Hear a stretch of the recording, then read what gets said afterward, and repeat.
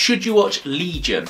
Legion has now been out on Fox or FX, whichever channel you're watching it on, for 4 or 5 weeks now, so we're halfway through the series. It's a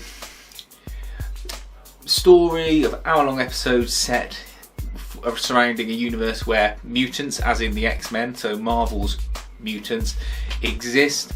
The time frame that it's setting is sort of the 60s, 70s. I don't think I've picked up on anything that explicitly says what dates it's occurring on or between, but the costumes and the music obviously indicate 60s, 70s.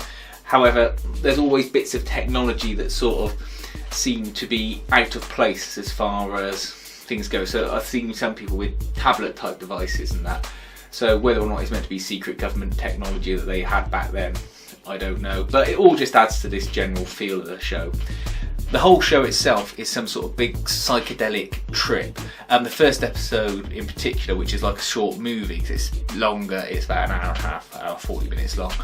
That is just one great big sort of Stanley Kubrick style mindfuck that you just have to watch, and I think could have been released as an X-Men film on its own, to be honest. I keep saying the X-Men because in the comics, Legion is sometimes Charles Xavier's son, and he's got reality warping powers. So that being, it's not that he's just a telekinetic or he's just a psychic, he can change all of reality to his liking, and there's hints about this throughout. The main plot points of the story are that he's always been in some sort of psychiatric care and told that he was crazy because of the way his mind works. He can hear things, he can change things, and obviously people don't understand or believe him. So it starts off with him locked up in a psychiatric hospital. He has periods out of the hospital, but always tends to end up back there. Aubrey Plaza is his friend in the hospital, and it turns out in later episodes was friends outside the hospital as well.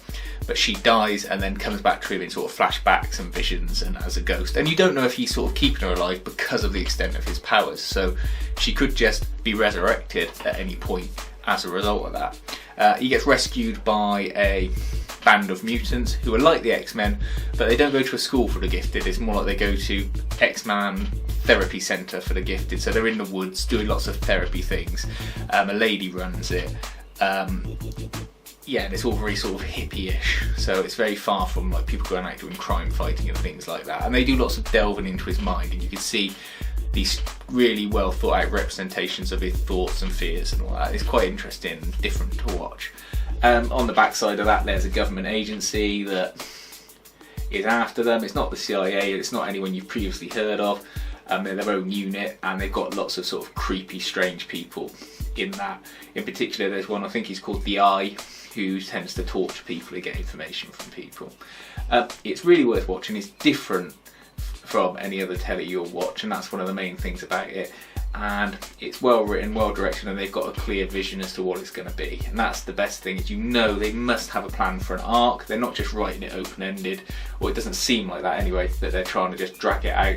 You feel that even if it goes on for 3 or 4 series at the most, they've got a plan for where each of those are going to end, and hopefully this doesn't just tail off and get dragged out because it's popular. But I don't think it will last that long. I think it's maybe 1 to 2 series, simply because people won't be able to keep up with the sort of need to watch and pay attention to the detail. And you know, fat cats in America who arrange for the TV won't be able to justify it when they can just get away with some crappy old sitcom that they can churn out for next to nothing, because the production values on this are quite high.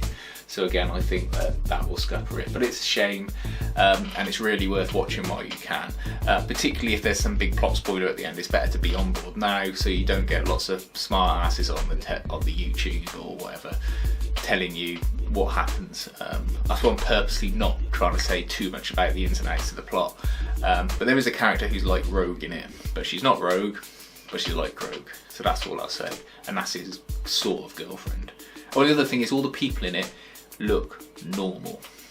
None of them look like super muscle bound superheroes, which is really good as well. And it makes it more believable. It's one of those things where when people are like that in these shows, you instantly relate to them better. When people are a little bit ugly or a little bit weird or just don't all look like they've got sort of Wolverine's gym membership. So that's good. Legion, watch it.